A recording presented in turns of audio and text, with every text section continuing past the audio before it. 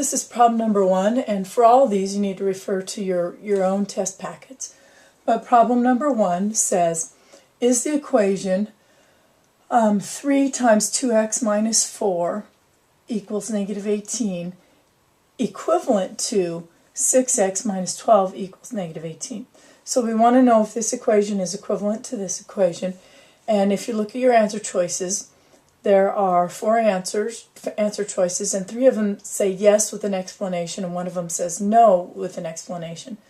And they're testing whether or not you understand or know the names of and how to use the properties, the common properties we use in algebra.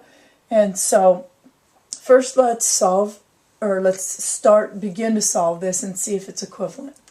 So we have 3 times the quantity, 2x minus 4. So we're going to distribute the 3. That means multiply the 3 by each term inside the group or inside the parentheses. So 3 times 2x would be 6x. 3 times negative 4 would be negative 12. And that clears our parentheses. And so that is equal to, we just bring down the rest, negative 18. So at this point we have 6x minus 12 equals negative 18. We want to know if that's equivalent to 6x minus 12 equals negative 18.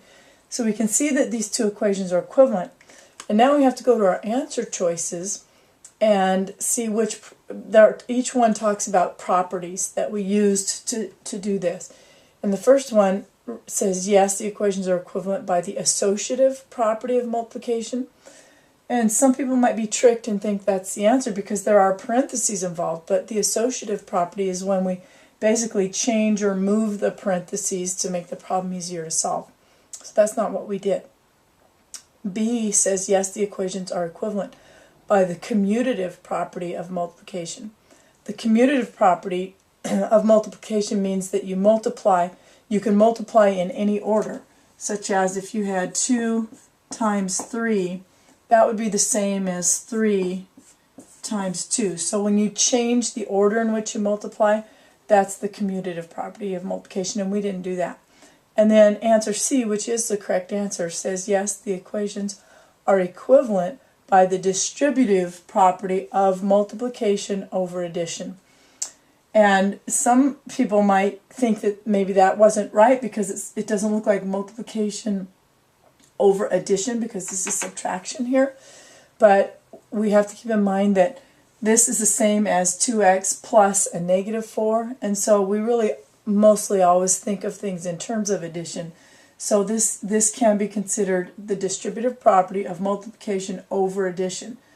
3 times 2x and then 3 times a negative 4. So we treated this like 2x plus a negative 4. So the answer was C.